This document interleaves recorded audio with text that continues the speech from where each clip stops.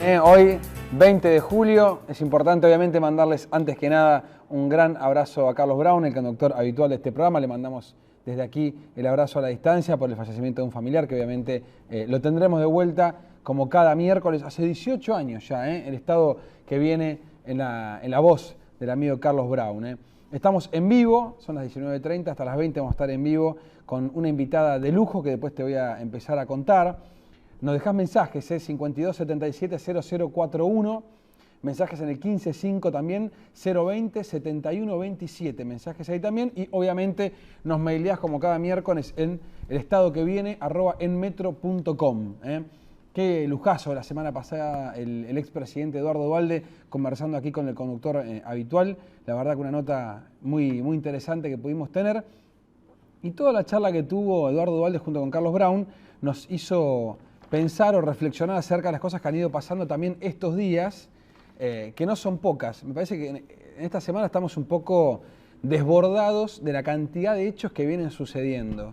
Y que sean tantos, a veces parece pensar que no son tan importantes, por una cuestión de acumulación. Son demasiadas cosas y muy fuertes las que te pasan todos los días en Argentina, entonces uno empieza a tornarlas no tan medulares, no tan trascendentales, a pesar de la gravedad que revisten algunas de ellas. Tenemos unos 85 imputados del exgobierno, una veintena de procesados, unos 10 que ya son tipos que están sentados en la cárcel, y una expresidenta que finalmente tiene más de 5 millones de dólares a nombre de la hija.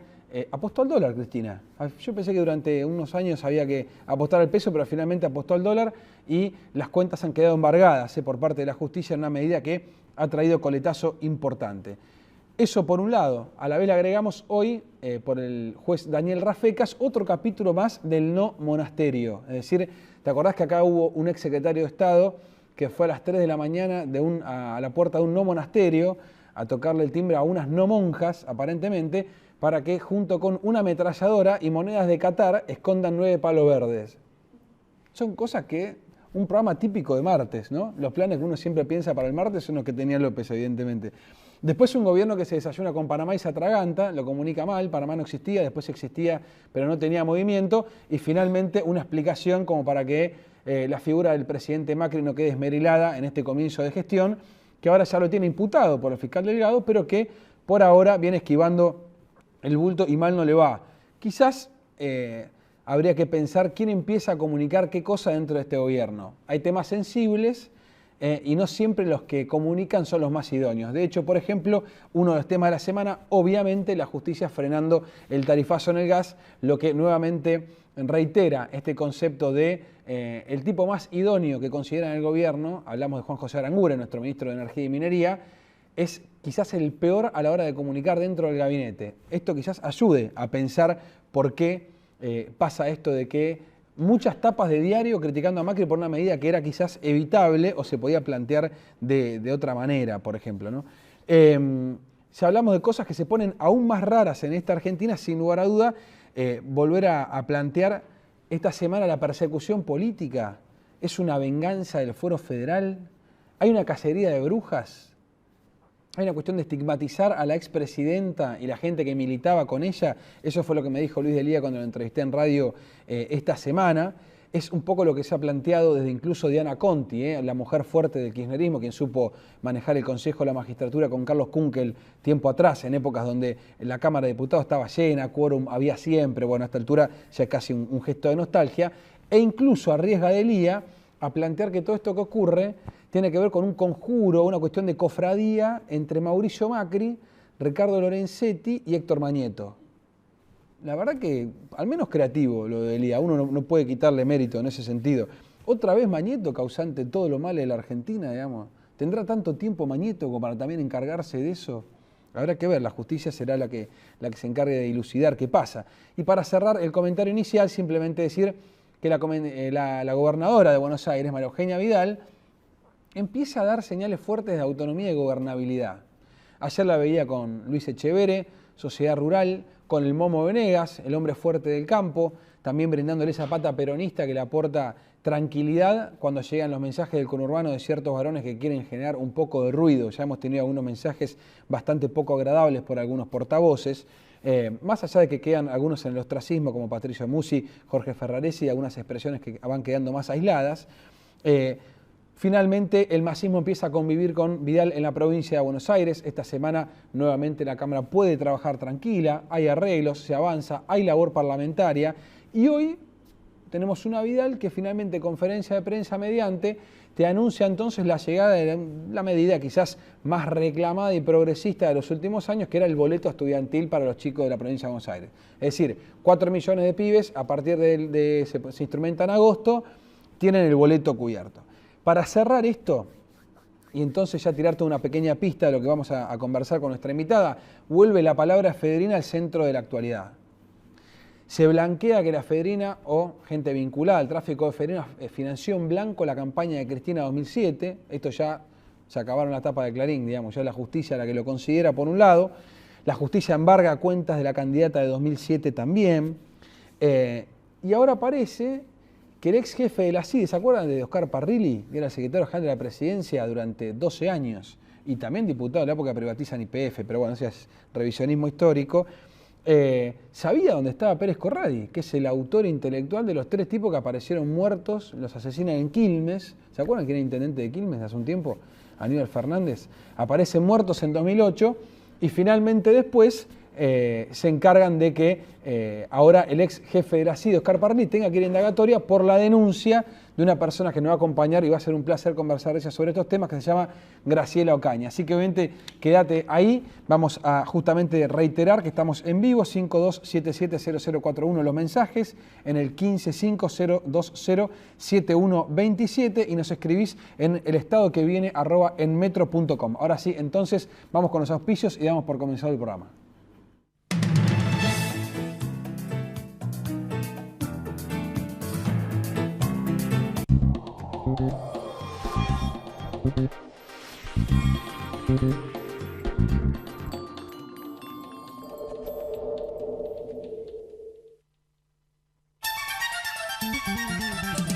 La fuerza del campo está en el trabajo de su gente y la fuerza del trabajador está en la UATRE, Unión Argentina de Trabajadores Rurales y Estibadores.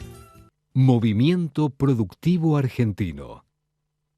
Producir más, distribuir mejor. IPCBA, Instituto de Promoción de la Carne Vacuna Argentina. La gestión política con participación ciudadana es la única forma de crecer como país. Creer en la política es un desafío que solo se logra con control. Porque si tenemos gobiernos transparentes, ustedes, los chicos, los jóvenes, van a creer que la política es la institución apta para modificar cómo viven los argentinos. El control es la base de una sociedad más justa. APOC, Asociación del Personal de los Organismos de Control. ¿Sabías que podés tener el Banco Ciudad en tu celular? Hacé transacciones, localizá cajeros, pagá todo, recargá tu celular. Nueva banca móvil del Ciudad. Bájate la app y disfruta. Banco Ciudad, te quiere ver crecer. Si no cuidas a quien te cuida, ¿quién cuidará de vos? El sistema de riesgos del trabajo protege a 10 millones de trabajadores. Por eso, el incremento de juicios contra las ART nos afecta a todos. Cuidemos y utilicemos el sistema responsablemente. Unión de Aseguradoras de Riesgos del Trabajo. 20 años protegiendo el trabajo argentino. Estas vacaciones de invierno disfrutalas a full en San Martín. Del 18 al 29 de julio hay actividades gratuitas en espacios culturales y las plazas de la ciudad para toda la familia. Divertite junto a tus familiares y amigos. Abrigate y vení que hay de todo para hacer. Municipalidad de San Martín. Auspicia este programa. LAN. El encanto de volar.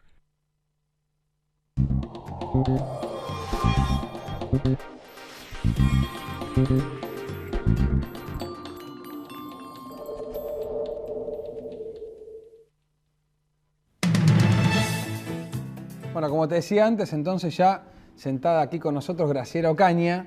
Muy buenas tardes. ¿Qué tal? ¿Cómo estás? Gracias por venir. No, gracias por la invitación. Qué semanita, Graciela, impresionante. Pasan muchas cosas en la justicia argentina y en la Argentina, ¿no? Sí, la verdad que sí. Vos sabés que cuando uno lee un poco todo tu laburo en términos de denuncias, que es vasto, que arranca hace muchísimos años con el PAMI, y después incluso habiendo sido ministra de Kirchner, ¿vos pegás el portazo por Moyano puntualmente, por las obras sociales? ¿Por qué pegás el portazo del gobierno? No, vos sabés que yo, sí, una mezcla de todas esas cosas. Yo denuncié lo que se conoció como la mafia de los medicamentos. Bueno, Sí, con claro. Pérez Corradi, Sí, claro. también actor y principal en esa organización como financista y que está procesado por eso.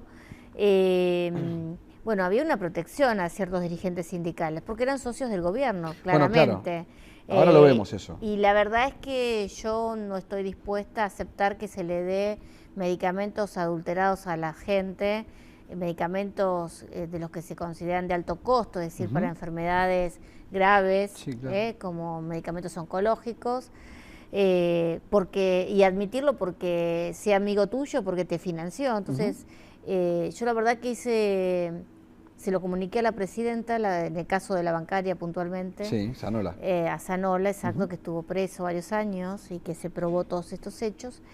Y la verdad es que la presidenta tuvo una actitud, te diría, de protección a estos dirigentes. Prefirió que ruede tu cabeza y no perder un aliado Mira, político no sé si de ruede peso. en mi cabeza, pero yo en ese momento entendí que no tenía nada que hacer en un Claro. gobierno que protegía a ese y a otros dirigentes Sí, claro. sindicales porque eran socios del gobierno, ¿no? Ahora, Después vos sabés- terminó por ahí hasta peleándose con esos Sí, dirigentes. sí, seguro. pero De hecho, se terminan peleando todos. Ahora, cuando uno mira el entramado de relaciones que hay, uno piensa primero en Quilmes como tierra fuerte de buena parte del entramado del narcotráfico de la efedrina. Ahora, vos ahora planteás esto de que Parrilli sabía dónde estaba el autor intelectual del crimen quizás más rimbombante que hemos tenido en torno al narcotráfico en nuestra historia reciente. Digo, 3 ejecuciones en Quilmes que son después llevados a General Rodríguez. Es algo muy fuerte en nuestra historia reciente y ahora parece que Parrilli sabía esto. ¿Cómo puede ser esto? ¿Esto se denuncia? Bueno, puede ser porque evidentemente no querían o pensaron que detenerlo a Pérez Corradi podía complicar aún más la campaña electoral de Scioli y Aníbal Fernández. Yo creo que esa fue la explicación, porque esta información fue aportada en el mes de agosto, en el tránsito entre las PASO y la elección general, y creo que tiene que ver francamente con eso. De todas formas, Parrilli deberá explicarlo, lo mismo creo que en algún momento Berni, de cuál ha sido su actuación, porque lo que sí está establecido es que el fiscal Bidone de Mercedes recibió esta información y, por supuesto, para chequear la veracidad pide la colaboración de la Gendarmería a cargo de Berni, que le toman declaración a esta persona ya en territorio argentino. Él estaba en la zona de Ciudad del Este y prestaba servicios para Pérez Corradi. Sí. Es una persona que aporta mucho material, desde fotos, la descripción de los lugares, dónde se ubicaba, cómo se podía ubicar, y la verdad es que nada hicieron con eso. Ahora, ¿entendés? uno piensa, hay gente y eso que... es grave, porque Sí. yo creo que esto lo hemos podido comprobar y el juez lo va a poder comprobar. Pero el tema es que hubo otras situaciones donde Pérez Corradi, que ingresaba habitualmente a través de la frontera argentina. Había estado en enero, de hecho, cuando él dijo. Exactamente, estuvo en enero y había estado continuamente, porque Pérez Corradi hacía lo que hacía siempre, traficar con drogas. Claro. Y fue protegido siempre. ¿Por qué? Bueno, eso es lo que deberá explicar, digamos, Aníbal Fernández, Parrilli, y en realidad Cristina Fernández de Kirchner, porque su gobierno protegía a narcotraficantes. Ahora, uno cuando Corradi ha declarado ya con Servini y Cubría unas 30 horas, y parece que uno que se queda con gusto a poco, porque por ejemplo, cuando habla de la morsa, que era la gran frase que buena parte de la justicia, incluso uno consulta fuentes de tribunales y esperaban un señalamiento más concreto, dicen, a mí me lo dijo Forza. Aníbal Fernández, la morsa, pero me lo dijo Forza. ¿No te parece que falta un poco de consistencia en Pérez Corradi para poder decir, bueno, muchachos, Aníbal Fernández era el narco que todos pensaban? ¿Te parece que faltan elementos?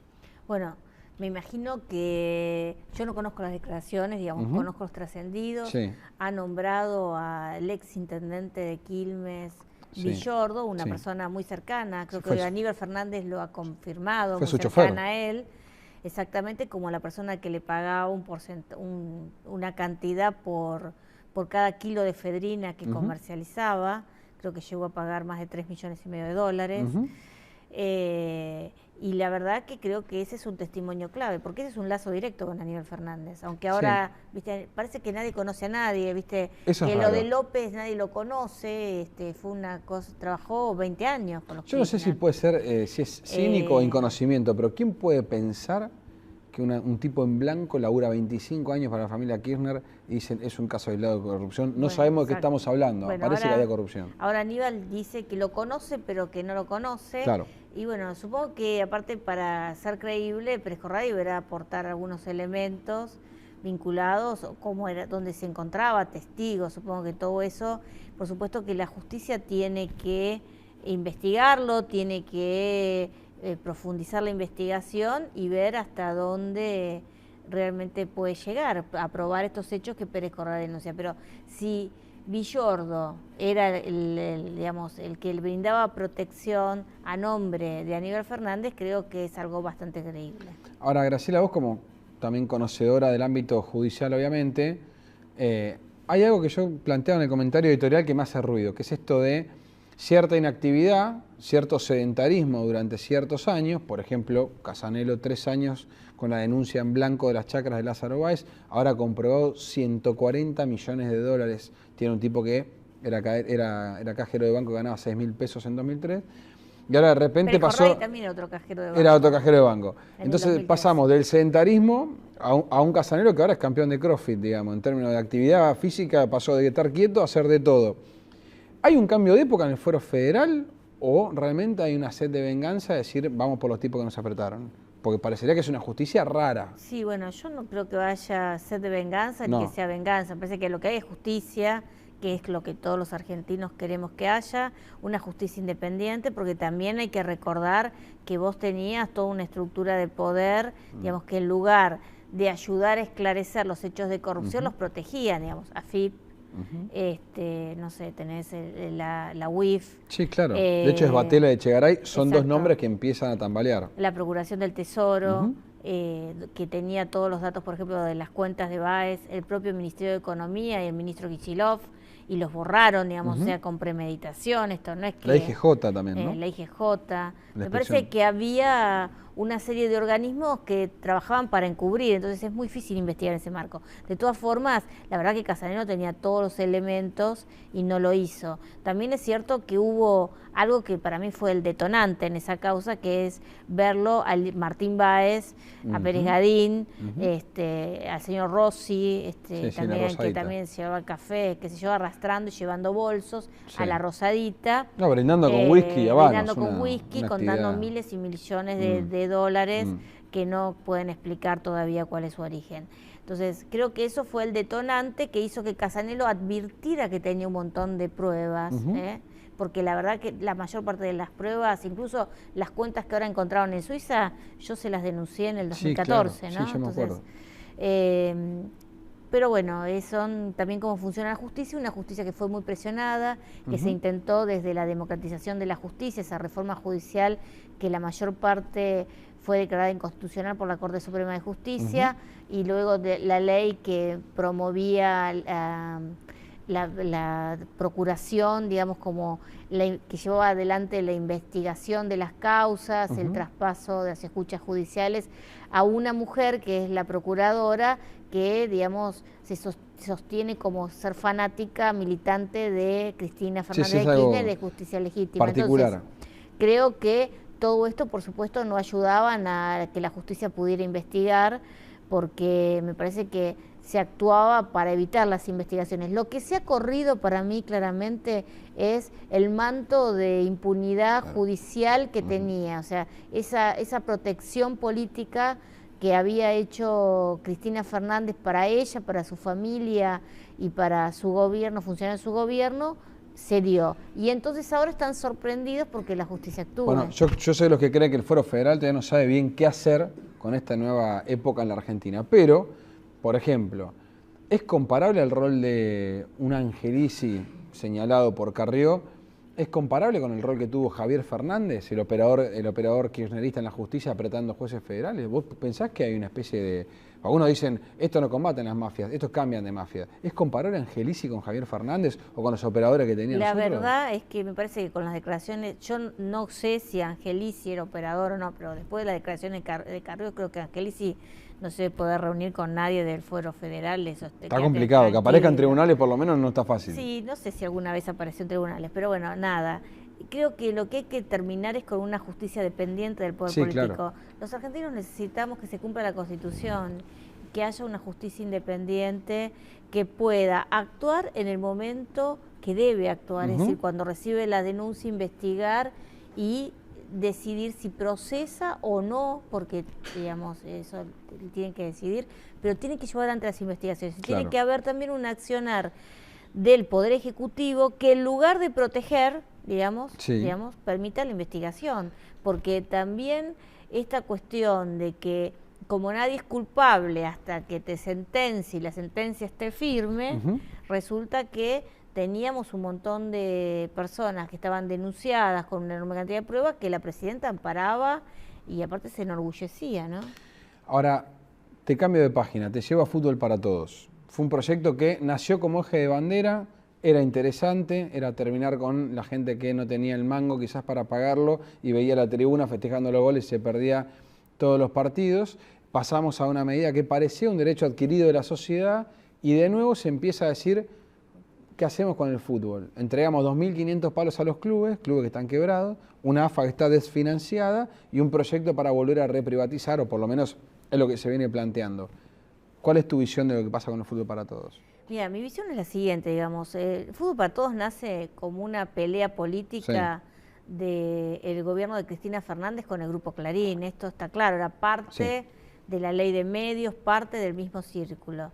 Creció que lo castigaba y creo que le hizo un gran favor, claro, al Grupo Clarín, porque el Grupo Clarín tenía que comprar los derechos a un tercero para poder, que después te lo cobraba vos, ¿no? Pero lo cierto es que el Grupo Clarín después accedió a todos los contenidos sin pagar un peso. Claro.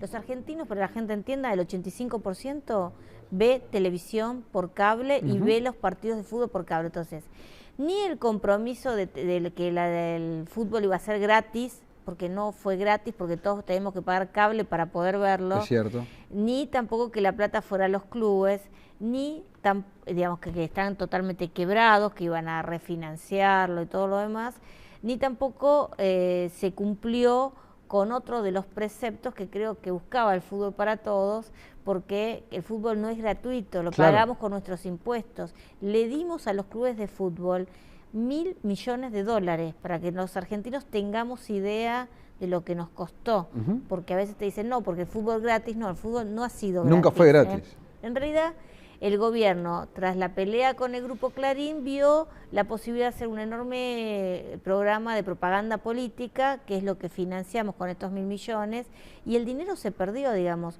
Hoy tenemos los clubes más endeudados de lo que estaba en el 2009, cuando comenzó el programa. Gastamos miles de millones para producir, que terminaron en empresas vinculadas o amigas al gobierno, como la Corte. Se gastaron, no sé, como 200 millones de pesos, por ejemplo, para el AFA Plus, que nunca funcionó ni va a funcionar por ahora.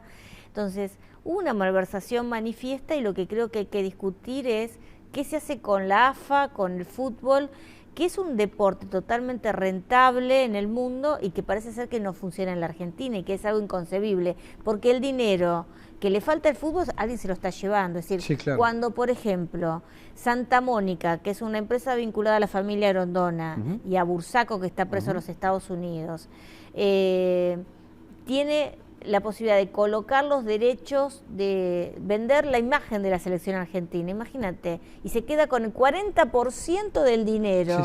Es como vender agua en el desierto, vender la imagen de la selección argentina, pero nosotros, la AFA le paga 40% a esta gente. Bueno, se queda con un montón de plata que debería ir a los clubes, que debería ir al deporte que, digamos, de las inferiores, del interior, que realmente es lo que la gente necesita, ¿no? Ahora, vos sabés que antes de cerrar, quiero tu opinión, si podés cortita ahí al pie, ¿qué pasa con Cristina Kirchner? ¿Va presa, no va presa? Si va presa en 20 años, 6 meses a la quinta de Gostanián, no nos sirve, eso ya pasó, digamos, ya sabemos que no funciona. ¿Pensás que tiene...? Vos sabés cómo es esto, que la justicia hasta que, o si no hay peligro de fuga, o que pueda la persona imputada o procesada eliminar pruebas, digamos, la causa la puede seguir en libertad en líneas generales en la Argentina, y creo que esto va a suceder con Cristina Fernández. Yo creo que en algún momento puede quedar presa, pero no sé si es en el corto plazo. Y la verdad que eso lo va a determinar la justicia. No lo voy a determinar ni vos, ni yo, ni nadie más que la justicia. Bueno, antes de irnos, simplemente algunos mensajes que van llegando, que nos han llegado vía mail y teléfono, que nos escribe, por ejemplo, Blanca Soy Pacha, dice: soy jubilada, no me alcanza con lo que cobro. Esta es otra medida que también el gobierno tuvo que poner el ojo. Estoy enferma y todos los servicios aumentaron mucho. Nadie hace nada por los jubilados. Esto, bueno, sabes que la yo justicia trabajo ya ha puesto una pata mucho sobre el tema jubilados, y los jubilados tienen que acceder a la tarifa social, y a veces les cuesta mucho porque o no tienen el servicio a nombre de ellos, por estar del marido fallecido. Claro, están adentro, entonces tienen el derecho, y nosotros estamos trabajando, y el gobierno vamos a pedir que por favor haga un trámite más sencillo para los jubilados. Más expeditivo, sí. Verónica de Quilmes dice que es evidente que hay una justicia que no es real para todos, la justicia lenta, no es justicia, y que lo quiere a todos los corruptos presos. Bueno, es una cuestión... Eso es el deseo de todos, y queremos la plata también, aparte de que vayan presos. Y por último, Ignacio de Palermo dice que es tirar el dinero, el tema del fútbol para todos, que es nefasto, que faltan hospitales, escuelas, y está todo al revés. La verdad es algo que uno por lo menos se permite pensar. En un país donde no todos se sacan el hambre, ¿hay que ver deporte gratis o no? Bueno, ayer el presidente lo decía, él creía que hay que invertir en el hambre cero, o sea, para lograr ese objetivo. Y creo que eso es algo que todos aspiramos. Hay que terminar con la malversación de los recursos del Estado, porque muchas veces nos vende que es gratis y no es gratis. Bueno, Graciela, cierro diciendo que estuvimos hoy con la futura candidata a jefa de gobierno. No, todavía falta un montón. ¿Candidata el año que viene? No, bueno, el año que viene puede ser. ¿Confianza pública crece en la legislatura el año que viene o no? Esperemos que sí. Esperemos que sí. Mil gracias por haber estado. No, gracias por la Nos acompañó hoy Graciela Ocaña. Esperemos entonces encontrarnos de nuevo ya el miércoles que viene con la presencia de Carlos Brown como cada miércoles. Muchas gracias.